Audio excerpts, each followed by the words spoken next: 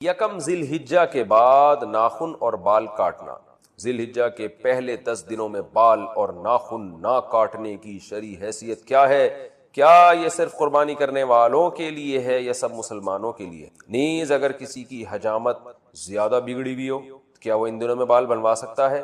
ذی الحجہ کا چاند نظر آ جائے تو حدیث میں آتا ہے کہ وہ شخص جس نے قربانی کرنی ہے، قربانی کا ارادہ ہے جس کا، ہر آدمی کے لیے نہیں ہے، جس نے قربانی کرنی ہے، جس کا ارادہ ہے، ظاہر ہے مالدار کا ارادہ ہوتا ہے، اور اگر غریب کا ارادہ بن گیا ہے، واجب تو نہیں ہے غریب پر لیکن وہ ارادہ کر لیتا ہے، تو اس کے لیے بھی مستحب حکم یہ ہے کہ وہ ناخن اور بال نہ کاٹے، یعنی چاند نظر آنے سے پہلے پہلے کاٹ لے اور پھر ان 10 دنوں میں نہ کاٹے، اور وہ جب کاٹے جب جانور کے گلے پہ چھری چل جائے۔ یہ افضل عمل ہے، بہتر عمل ہے، لازم نہیں ہے۔ اور یہ افضل بھی اس صورت میں ہے کہ بعض دفعہ یہ ہوتا ہے کہ 40 دن ہونے والے اور ناخن بال آپ نے کہیں کاٹے نہیں ہیں، تو پھر 40 دن کی مدت سے زیادہ تو پھر یہ ناجائز ہو جائے گا، تو پھر ایسی صورت میں بہرحال آپ کو کاٹنے پڑیں گے، یعنی بہت زیادہ اگر ناخن بال بڑھ گئے ہیں اور 40 دن کی مدت پوری ہونے والی ہے تو پھر آپ کے لیے کاٹنا ان بالوں کو واجب ہے۔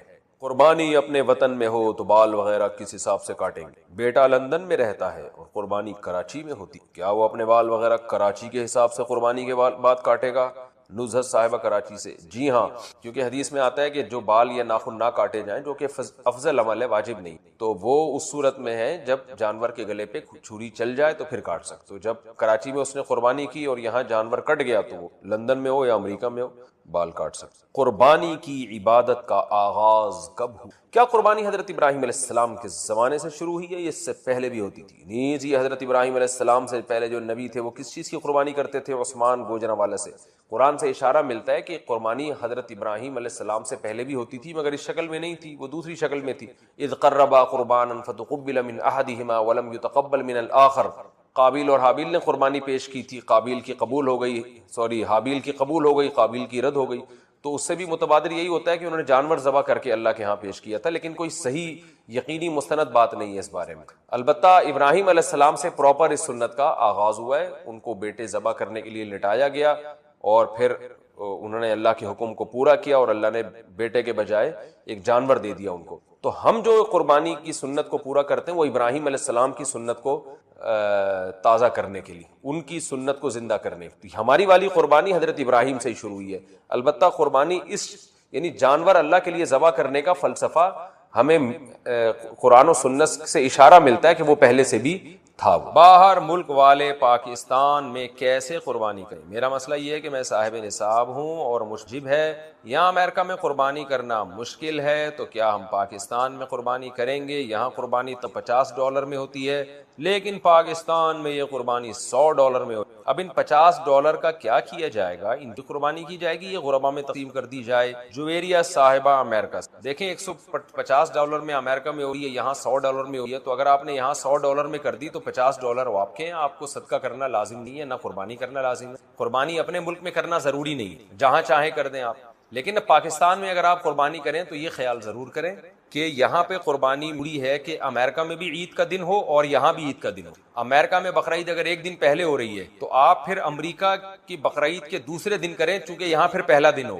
یعنی ایسا کریں کہ یہاں بھی ایام نہر چل رہے ہوں، قربانی کے ایام جو 3 دن ہوتے ہیں، اور وہاں بھی ایام نہر چل رہے ہوں، دونوں کے ایام نہر ایک ہوں، پھر قربانی آپ کی ادا ہو جائے گی، اور جو $50 بچیں گے آپ کے، ان کے آپ کچھ بھی کھائیں۔ لیکن ویسے ایک بات ضرور ہے کہ قربانی اپنے ملک میں کرنا افضل ہے، وجہ اس کے اس میں گوشت کھانا بھی سنت عمل۔ دیکھیں بقرعید کے، اور بلکہ بقرعید سے دن بعد تک بھی اللہ نے روزے کو حرام کیوں قرار دیا؟ روزہ اسی وجہ سے حرام ہے تاکہ اللہ کی ضیافت، جو اللہ تعالیٰ آپ کو کچھ کھلانا چاہ رہے ہیں، میزبانی کر رہے ہیں، وہ ضیافت سے اعراض لازم نہ آئے، تو اس لیے قربانی اپنے ملک میں کریں تاکہ اس کا گوشت آپ کھائیں، یہ اللہ کی طرف سے ضیافت ہے، اور نبی صلی اللہ علیہ وسلم نے بڑے اہتمام سے قربانی کا گوشت کھایا ہے۔ آپ یہ نہ سوچیں کہ ہم امریکہ میں رہتے ہیں، ہمیں کیا ضرورت ہے، ہم تو سارا سال گوشت کھاتے ہیں۔ بھئی سارا سال گوشت کی نسبت اللہ کی طرف نہیں، نسبت اللہ کی طرف، تو ایک حصہ کم از کم جہاں رہتے ہیں وہاں لازمی کریں، پھر باقی حصے آپ مختلف ملکوں میں کر دیں جہاں سستائی ہو یا جہاں غربت ہو، تاکہ وہ لوگ صدقہ کر دیں اس کو، غریب لوگ کھا لیں، لیکن ایک حصہ بہرحال اپنے کنٹری میں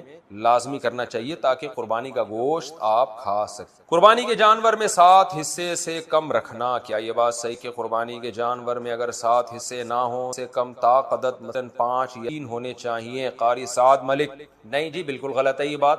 7 حصے کا مطلب یہ کہ زیادہ سے زیادہ ایک جانور میں، گائے یا اونٹ میں 7 آدمی سکتے ہیں، اس سے زیادہ شریک، اس سے کم ہو سکتا تو ایک گائے میں 6 آدمی بھی برابر کے شریک ہو۔ ایسی صورت میں گائے ذبح ہوگی تو گائے کے 6 حصے برابر کیے، 5 آدمی بھی برابر شریک ہیں، 4 بھی ہو سکتے ہیں، 3 بھی ہو سکتے ہیں، 2 بھی ہو سکتے ہیں۔ جب 2 آدمی ایک گائے یا اونٹ میں ہوں گے تو گائے ذبح ہوگی اور پورے 2 حصوں میں برابر حصوں میں ڈیوائیڈ کر دیں گے، اور ایک اکیلا آدمی بھی پوری گائے کر سکتے۔ یہ بات غلط ہے کہ طاق حصے بنائے جائیں۔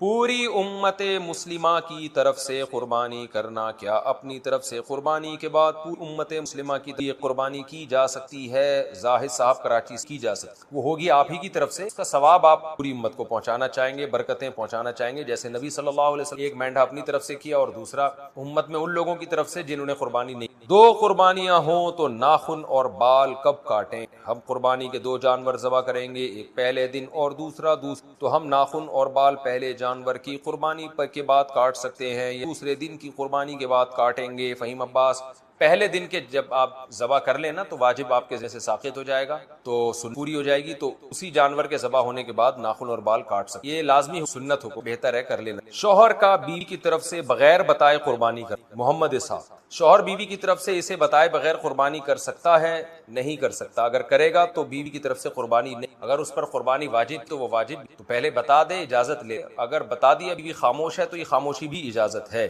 طواف اور سعی کے لیے کیا باوضو ہونا ضروری ہے؟ کیا طواف اور کے لیے طہارت ضروری ہے؟ حافظ سلیمان: طواف کے لیے طہارت ضروری ہے، سعی کے لیے طہارت ہے۔ طواف اگر بغیر طہارت کے کیا، طہارت سے مراد بغیر وضو کے کیا تو دم واجب ہو۔ حرام پیسے سے حج کیا تو کیا ادا ہو جائے گا؟ اگر کسی نے حرام پیسے سے حج کیا تو ادا ہو گیا یا نہیں؟ عبد الخالق چترال سے: دیکھیں حرام پیسے سے حج کیا تو حج کا فرض تو ادا ہو جائے، سے ساقط ہو جائے گا، کیونکہ حج نام ہے وقوف عرفہ کا اور طواف احرام کی حالت، یہ کام تو کر لیا اس نے، لیکن چونکہ حرام پیسوں سے کیا ہے تو گناہگار بھی ہوگا اور اس لازم ہوگا کہ اس حج کو دوبارہ کرے، واجب ہو۔ گناہ ذمے سے جبھی ساقط ہوگا کہ جب وہ دوبارہ حج کرے، اگرچہ جو اسلام کا رکن تھا، فرض رکن جو اسلام کے 5 ارکان میں سے ایک رکن ہے، وہ رکن اس کے ذمے سے بہرحال ساقط ہو جائے، لیکن جو گناہ اسے ہوا ہے کہ حرام پیسوں سے کیوں کیا، اس گناہ کے لیے اس کو توبہ کرنا بھی ضروری ہے اور دوبارہ سے حج کرنا بھی ضروری، حلال پیسہ، ایسا نہ ہو دوبارہ پھر حرام سے کرے۔ قربانی کرنے والے کا بال اور ناخن کاٹنا،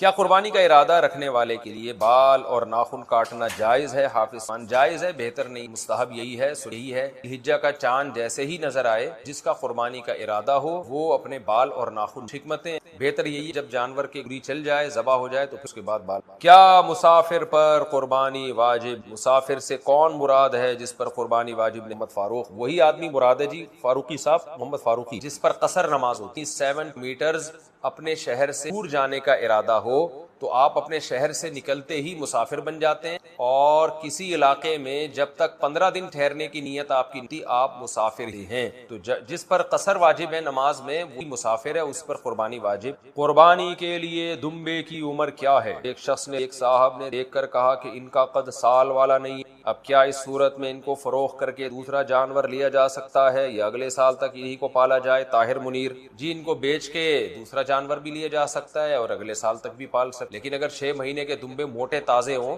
اور دیکھنے میں، ایک صاحب سے نہ پوچھیں، 2-4 صاحبوں سے اور پوچھ کے، دیکھنے میں لگ رہے ہوں سال کے۔ قربانی کس عمر میں واجب ہے اگر صاحب استطاعت ہو؟ سحر گل: شریعت کے تمام احکام آپ پر واجب ہیں جب آپ بالغ ہو، تو خواتین جب مینسز آنا شروع تو وہ بالغ شمار ہوتی ہیں، اور لڑکوں نائٹ فال احتلام شروع ہو جائے تو، اور اگر یہ علامتیں عورت میں یا مرد میں ظاہر نہیں، اسلامی لحاظ سے جب بھی کوئی لڑکا یا لڑکی 15 سال کا ہوگا تو وہ بالغ تو بالغ ہوتے ہی شریعت کے تمام احکام آپ کی بجے ہو جاتے ہیں۔ اس عمر میں اگر صاحب نصاب ہیں تو ہے مرد ہو یا عورت۔ اپنی قربانی چھوڑ کر والدین کی طرف سے قربانی کرنا، میں اس سال اپنی قربانی نہ کروں، والدین کی طرف سے کر لوں، یہ جائز ہے؟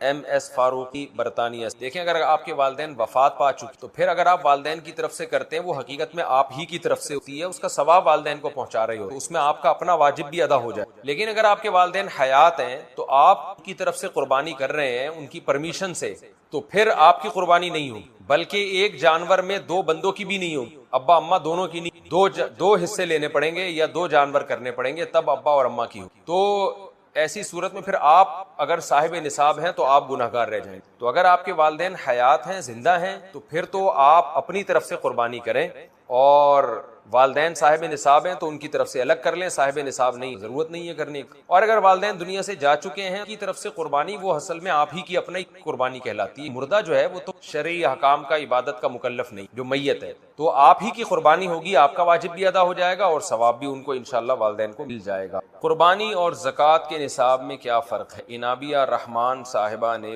قربانی کا نصاب زکوٰۃ والا ہی ہے یا کچھ اور ہے؟ نہیں جی، قربانی کے نصاب میں اور زکوٰۃ کے نصاب میں ایک بڑا فرق. تو زکوٰۃ کا نصاب 4 چیزیں، قربانی کا نصاب 5 چیز. زکوٰۃ میں دیکھا جاتا ہے سونا، چاندی، مال تجارت اور کیش امال. مال تجارت کہتے ہیں وہ مال جو کے لیے آپ نے، یہ زکوٰۃ کا نصاب کہلاتا ہے. اور قربانی کے نصاب میں یہ 4 چیز کے ساتھ ایک اور چیز ایڈ کریں، ضرورت سے زائد سامان، یعنی وہ سامان جو پورے سال استعمال میں نہیں. کسی کا کوئی خالی پلاٹ پڑا ہوا ہے جو نہ رینٹ پر ہے، نہ اس میں رہتا ہے، نہ اس میں زمینداری ہو رہی ہے، پراپرٹی سے زائد میں تو یہ 5 چیزیں 52.5 تولہ چاندی کی ویلیو کے برابر ہوں پھر قربانی. میں کئی دفعہ ریکارڈ کروا چکا ہوں. تو بیسک فرق تو ایک اور فرق ہے کہ زکوٰۃ سال کے بعد واجب ہو. جیسے آپ 4 چیزوں کے مالک بن گئے، اسلامی تاریخ کو نوٹ کر لیں، اگلے سال اگر آپ صاحب نصاب ہیں تو زکوٰۃ دیں گے، ورنہ نہیں. جبکہ قربانی کے نصاب پہ سال گزرنا ضروری نہیں ہے، بلکہ قربانی کے نصاب میں یہ ہے کہ بقرعید کی صبح صادق کے وقت سے لے بقرعید کے تیسرا دن جو ہے عصر مغرب کی نماز تک آپ کے پاس اگر مال آتا ہے تو آپ قربانی واجب ہے، نہیں آتا تو واجب نہیں. اچھا بھائی، قربانی میں سونے کے نصاب کو کیا ہم معیار بنا سکتے ہیں؟ راؤ سعد، اسلام آباد. زکوٰۃ میں چاندی کے نصاب پہ فتویٰ ہے، اس حساب سے اکثر افراد پر واجب ہوتی ہے، لوگوں کی مالی ضرورات اور ایمان کی بنا پر کافی مشکلات پیش آتی ہیں. کیا لوگوں کی سہولت کی خاطر قربانی کے نصاب کو معیار بنایا جا سکتا ہے؟ راؤ سعد، اسلام آباد سے. دیکھیں، آپ ایک پہلو کو دوسرا پہلو نہیں، اگر ہم سونے کے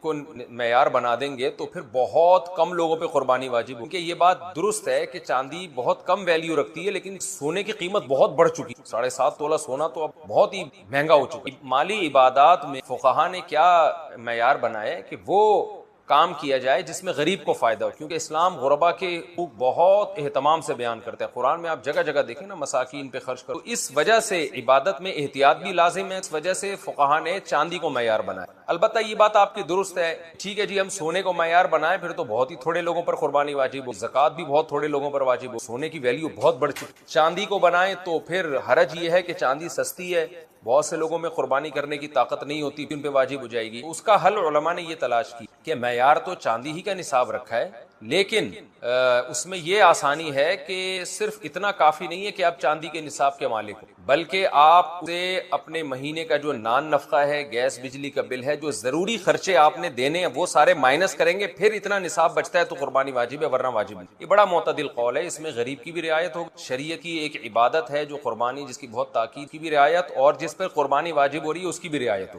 اب وہ یہ نہیں کہہ سکتا مجھ میں استطاعت نہیں. بھائی اگر آپ آج کی تاریخ میں 90,000 روپے کے مالک ہیں، آج تاریخ ہے 25 جون، تو 25 جون کو اگر آپ 90,000 52.5 تولہ چاندی کی لمسم قیمت 90,000 بن رہے تو 90,000 روپے کے مالک ہیں. تو ہم یہ نہیں کہہ رہے، علماء یہ نہیں کہہ رہے کہ آپ جا کے 90,000 کی گائے لے آئیں یا بکرا لے آئیں، بلکہ وہ کہہ رہے ہیں کہ پہلے آپ اپنا پورے مہینے کا راشن ہے، گھر کا آٹا، دال، گوشت، یہ سب چیزیں جو پراپر آپ کے گھر میں آتی ہیں، گیس بجلی کا بل، وہ مائنس کر کے اگر 90,000 بچ رہے ہیں تو آپ پر قربانی واجب. پھر تو ظاہر ہے آسان ہے، کیونکہ آپ کے بیسک خرچے جب نکلنے کے بعد پیسے بچ رہے ہیں تو صاحب استطاعت کا پھر اور مطلب کیا ہوگا؟ اس پہ بھی واجب نہیں ہے تو پھر کس پہ واجب ہوگا؟ تو یہ زیادہ معتدل قول ہے، بجائے اس کے 2 سال میں 2 دانت نہیں آئے تو قربانی کا حکم. اگر کوئی جانور گھر کا پلا ہوا ہو، وہ 2 سال کا ہو جائے مگر 2 دانت نہ نکلے، قربانی جائز ہے. وضاحت فرما دیں قاضی صاحب. پورا نام ہی قاضی ہے. دیکھیں، گائے کے لیے 2 سال کا ہونا ضروری ہے، بکرے کے لیے 1 سال کا. دانت نکلنا ضروری. اگر گھر کا پلا ہوا جانور ہے، آپ کو یقین ہے کہ 2 سال کمپلیٹ، 2 سال کا مطلب یہ اس بقرعید میں آپ اس کو ذبح کر رہے ہیں، اس کا مطلب وہ گائے یا بچڑا یا بیل یا بھینسا یا بھینس سے پہلے والی بقرعید سے پہلے پیدا ہو چکا. اسلامی لحاظ سے 2 سال ہو جائیں گے.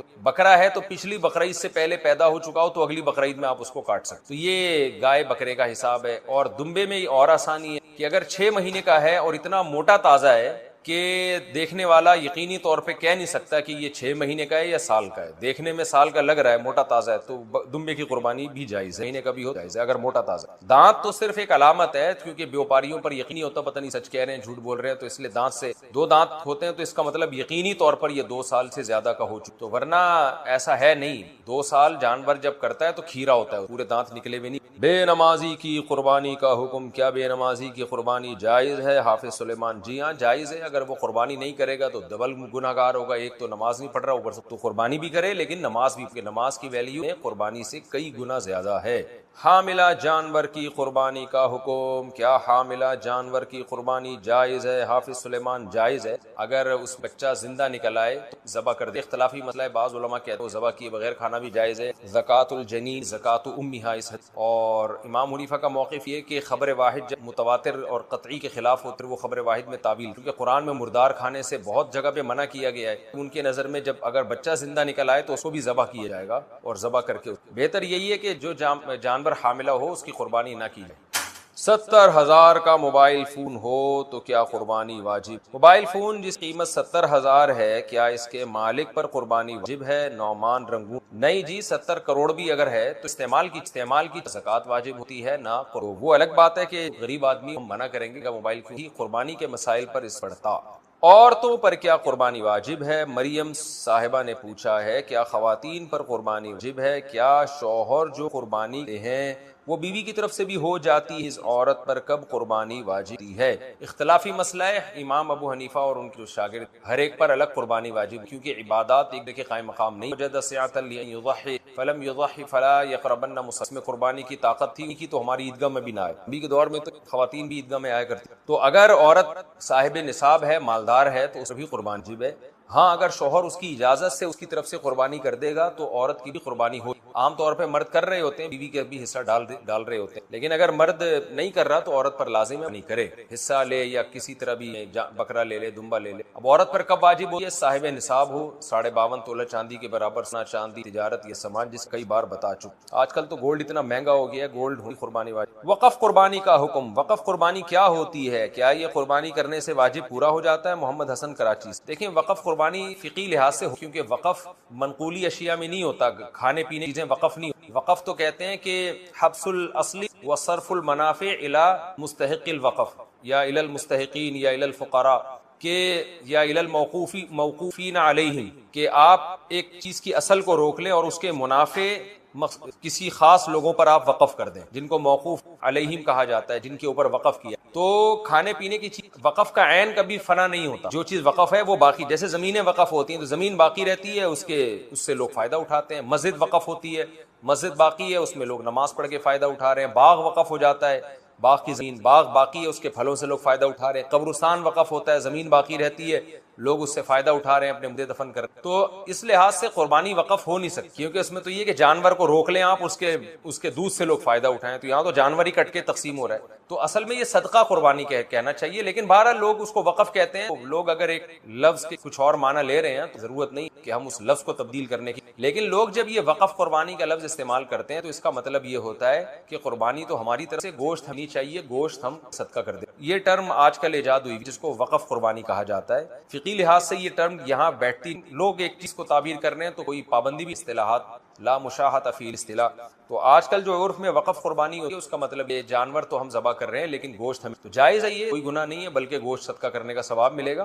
لیکن اتنی بات ضرور ہے کہ ایک قربانی بھی کیا کریں تاکہ اس کا گوشت خود کے، یہ عید بھی ہے نا، عید کا بھی تو ایک لک آنا چاہیے. بھی تو منانی ہے، جانور لائیں، کاٹیں بھی، کھائیں، اس کی پکوائیں، اس ہفتے بنائیں، تھوڑا سا انجوائے کریں. اللہ تعالیٰ کی طرف سے ضیافت ہے. اللہ سے ایسا استغنا کہ مجھے گوشت ہی نہیں چاہیے، بس وہی کر دو، وہی سارا بانٹ دینا، یہ تھوڑا سا اچھا نہیں ہے. ایسے اس لیے وقف قربانی بھی کریں، لیکن پہلے اپنے گھر میں اپنے بچوں کو اور اپنے خود بھی کھائیں اس میں سے. بے شک آپ کتنے ہی مالدار ہوں، لیکن اللہ کی ضیافت سے آپ اعراض نہ کریں جو اللہ آپ کو. قربانی کے گوشت کے بارے میں، کھانا ہے یا صدقہ کرنا، اس پر میں ضرور ابھی بات کروں گا، رہ نہ جائے. ایک غلطی اور، تو جیسے یہود و نصارہ ایک انتہا کی طرف گئے، وہ انتہا کیا کہ قربانی کا فلسفہ انہوں نے اپنے مذہب سے نکال دیا. قربانی سے مراد جانور ذبح کرنا، یہ انہوں نے اپنے مذہب سے کیا کر دیا؟ نکال دیا. تو ہمارے ہاں بھی دوسری انتہا پہ چلے گئے ہیں، جہاں قربانی نہیں بھی کرنی وہاں بھی، بولو نا کیا ہو گیا؟ یہ جملہ مکمل کرنا کوئی مشکل ہے؟ وہاں بھی قربانی کر رہے ہیں. جانور کاٹنا بقرعید کے 3 دنوں میں عبادت ہے, اس کے علاوہ نہیں. صدقے کے بکرے کا اسلام میں کوئی تصور نہیں. ایک اسٹیٹ ایجنٹ کا فون آیا کہ ہم لوگ جب نیا پلاٹ خرید کے مکان بناتے ہیں نا بیچنے کے لیے, تو مکان کی پہلے جانور ذبح کرتے ہیں, بکرے وکرے کٹتے ہیں, ان کا خون گراتے ہیں, اس میں برکت ہوتی ہے, بلائیں ٹلتی ہیں, ریٹ نیچے نہیں آتے. میں نے کہا بالکل حرام ہے, بالکل کیا ہے, بدعت. اس نے کہا اگر خون بنیادوں میں نہ گرائیں ویسے ہی بکرا کاٹ کے صدقہ کر دیں. بولو بھائی, بکرے کی بددعائیں لگنے کے علاوہ کچھ بھی حاصل نہیں ہو. تو کہہ رہے ہیں کیا صدقہ اسلام میں ٹھیک نہیں ہے؟ میں نے کہا بھائی صدقے کا بنیادی مقصد ہے غریب کے ساتھ تعاون. وہ بکرا کاٹنے میں نہیں ہے, وہ بکرے کے پیسے دینے میں.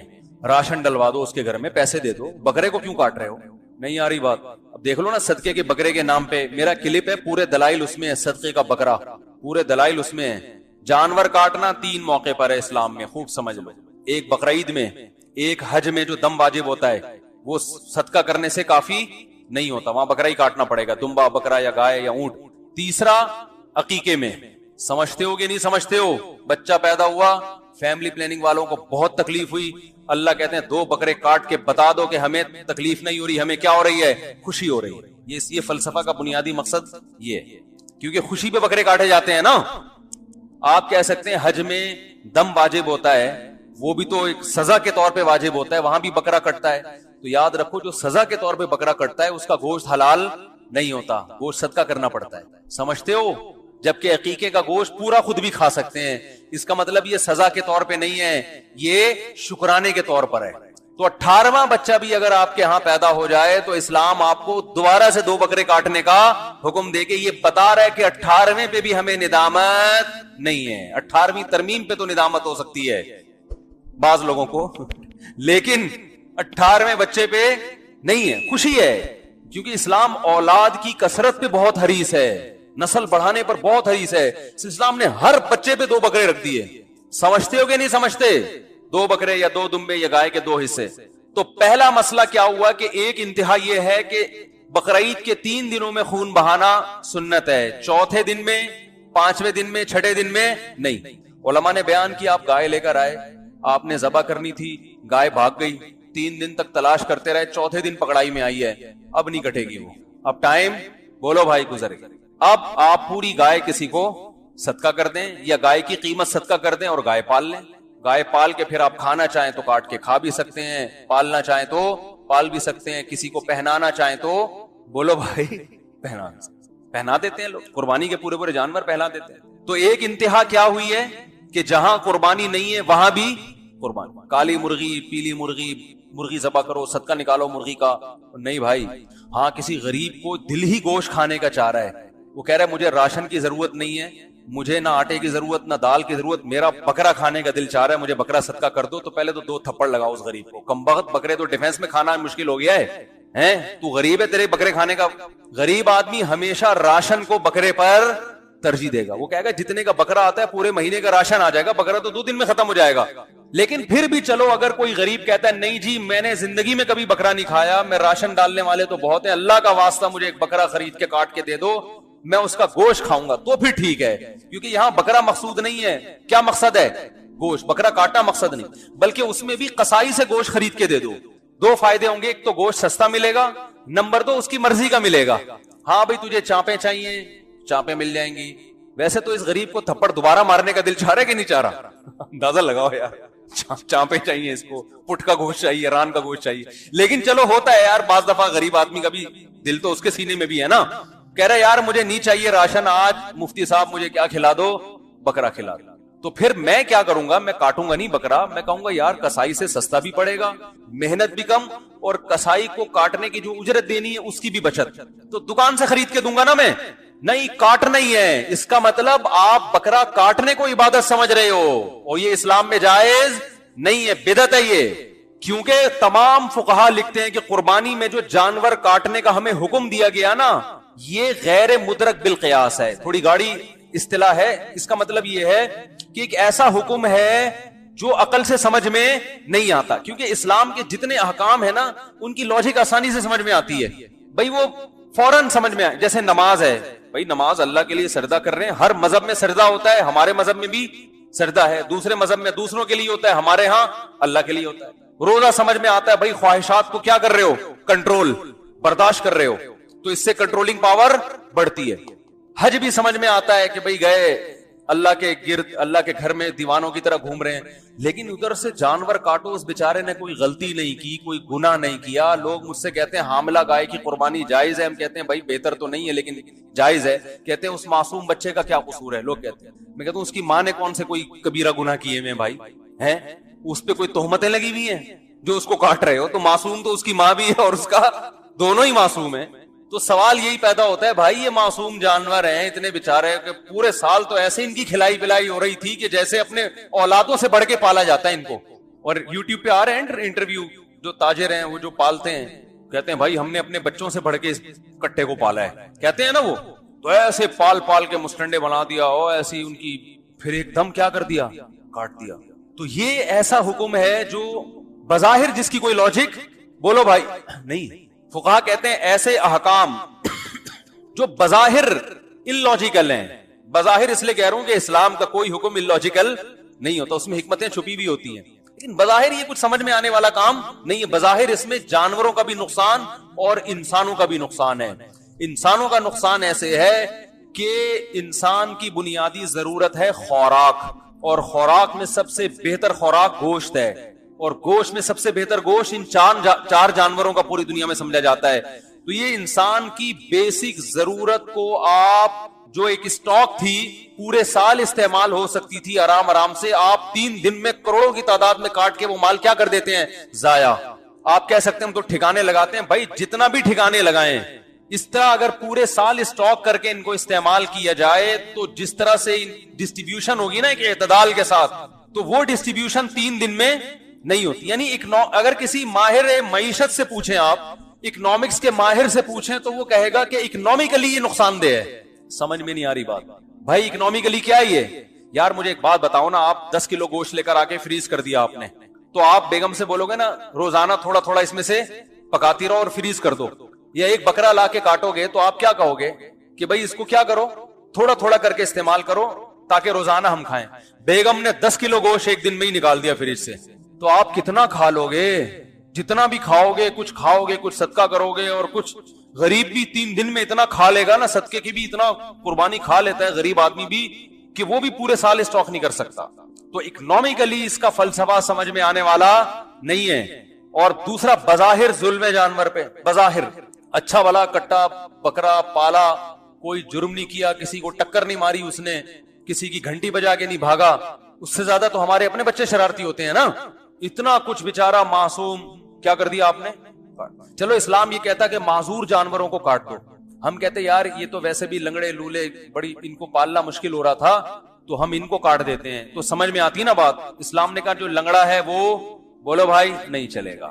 نہیں یار, فقہا نے لکھا ہے جس جانور جو خوبصورت جانور ہو اس کی قربانی زیادہ بہتر ہے. مادہ کی قربانی بھی بعض فقہا لکھتے زیادہ بہتر ہے, حالانکہ وہ نسل بڑھاتی ہے. لیکن یہاں قربانی کا تو مطلب ہی کیا ہے, ایسا کام کرو جس سے آپ کے دل پہ آرے چلیں, ماہر معیشت کے دل پہ آرے چلیں. یار یہ ہماری اکنامکس کی تو ساری ایکویشنز یہاں کی کیا ہو رہی ہیں, فیل ہو رہی ہیں, تباہ کر دیا ان لوگوں نے. اللہ کہتے ہیں ہونے دو.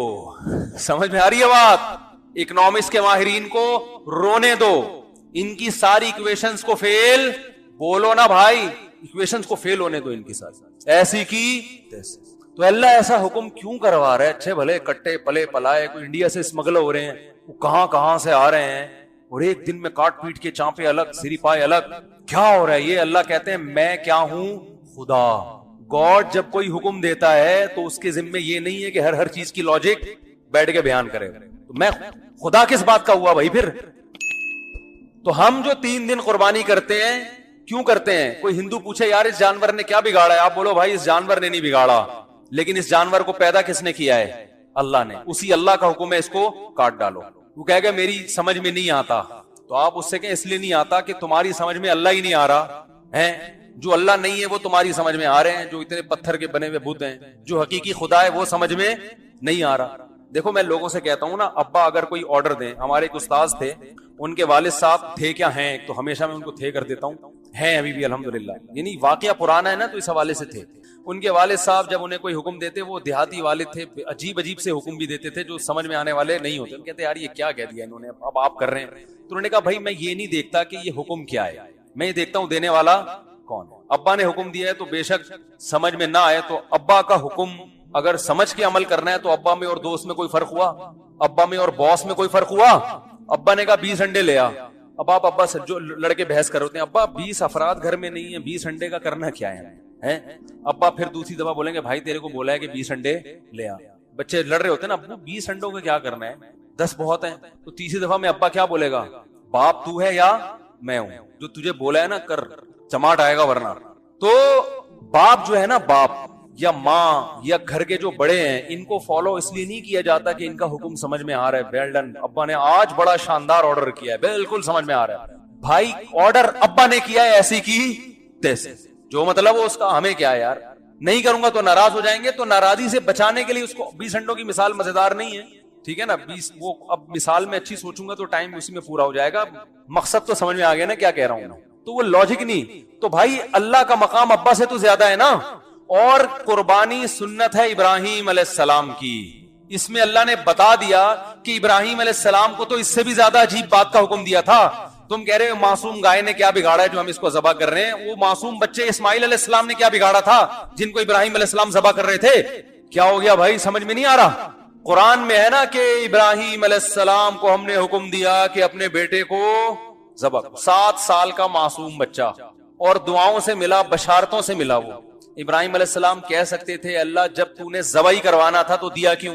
آپ کسی کو گفٹ دیں، موبائل ڈبہ پیک، اور گفٹ بھی آپ دیں کہ بھائی یہ گفٹ برائے گفٹ نہیں ہے، تمہاری حسن کارکردگی سے متاثر ہو کر یہ آئی فون آپ کو میں دے رہا ہوں، تو وہ گفٹ کی اور ویلیو ہے کہ آپ کی کارکردگی سے باس کیا ہوا ہے، متاثر، کہ یہ ڈبہ پیک آئی فون آپ کے لیے. 3 دن کے بعد وہ کہتا ہے یار واپس کر دو، تو آپ کہیں گے سر یا تو دیتے نہیں، دیا ہے تو واپس لینا غیر اخلاقی حرکت، کہیں گے نا. اللہ نے ابراہیم علیہ السلام کو بیٹا دیا اسماعیل، ان کی قربانیوں کے صلے میں کہ آپ کو اللہ نے بہت آزمایا. اللہ نے کہا گفٹ دوں گا اسماعیل، 7 سال کا بچہ جو انگلی پکڑ کے باپ کے ساتھ چلنے کے قابل ہوا. اس سے پہلے تو ماں کی کسٹڈی میں ہوتا ہے نا، 7 سال میں کہاں آتا ہے، باپ سے لگاؤ اس کا بڑھتا ہے. اور اللہ حکم دے رہے ہیں کہ اس کو کیا کر دو، کاٹ دو. تو آج کے لبرلز ہوتے، شیطان اس وقت آئے ابراہیم علیہ السلام کو مینا میں ورغلانے کے لیے. تو یہ جتنے نام لحاظ لبرلز ہیں، ان کے تانے وانے کس سے ملتے ہیں، شیطان سے.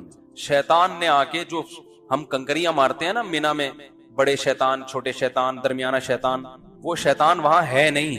وہاں شیطان 3 جگہوں پہ آیا تھا حضرت ابراہیم علیہ السلام کو بہکانے کے لیے. تو ابراہیم علیہ السلام نے وہاں شیطان کو کیا ماری تھی، کنکریاں، تاکہ اس کے شر سے میں بچ جاؤں. تو اللہ کو ابراہیم علیہ السلام کا یہ عمل اتنا پسند آیا کہ حاجیوں کو حکم دیا جب بھی یہاں جاؤ تو کنکریاں مارو. حالانکہ وہاں شیطان ہے نہیں ابھی. تو وہاں پر حکومت سعودیہ نے 3 ستون بنا دیے نشانی کے طور پر، تاکہ وہ جگہ یعنی ضائع نہ ہو جائے نا، ایسا نہ بھول جائیں کہ وہ جگہ کہاں گئی. اب مجھے ایک بات بتاؤ، شیطان جب ابراہیم علیہ السلام کے پاس آیا اور کیا ورغلانے لگا کہ اپنے معصوم بچے کو ذبح کرنے کے لیے کیوں لے کے جا رہے ہو، مینا میں حکم تھا نا جا کے ذبح کر دو اس کو، بچہ بھی ریڈی. تو ابراہیم علیہ السلام نے وہاں شیطان کے ساتھ دلائل سے مقابلہ بولو نا نہیں کیا.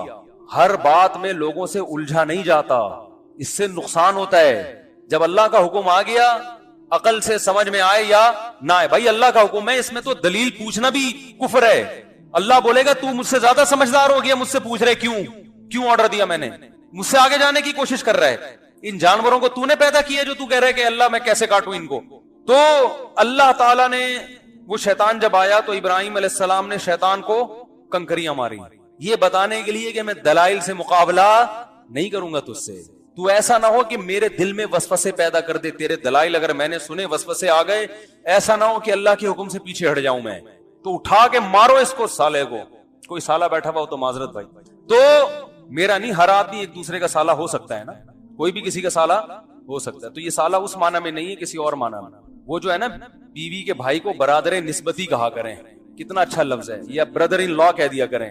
سالے کا لفظ آج کل یہ ہندو کلچر میں، چونکہ سالے کی کوئی ویلیو تھی نہیں، اسلام میں تو بڑی اہمیت ہے نا. نبی صلی اللہ علیہ وسلم فرمائے سب سے زیادہ لائق احترام وہ ہے جس کی بہن یا بیٹی تمہارے نکاح میں ہے.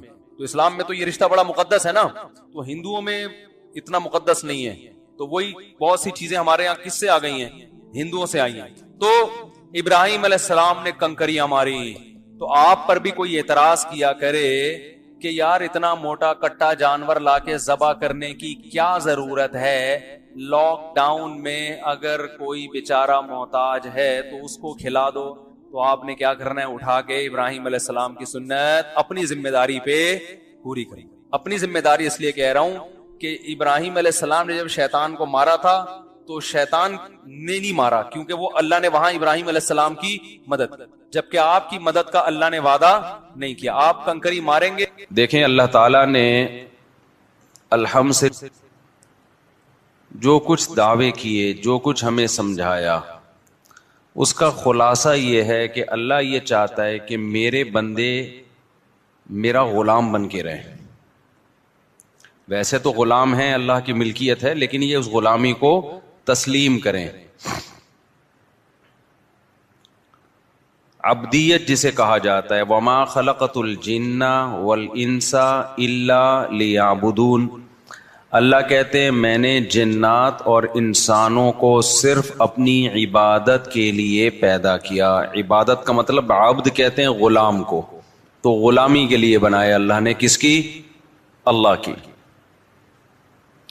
لیکن انسان اس غلامی کو قبول کرنے کے لیے تیار نہیں ہے، وہ چاہتا ہے آزادی، لیکن نتیجے میں پھر وہ کسی اور کا غلام بن جاتا ہے.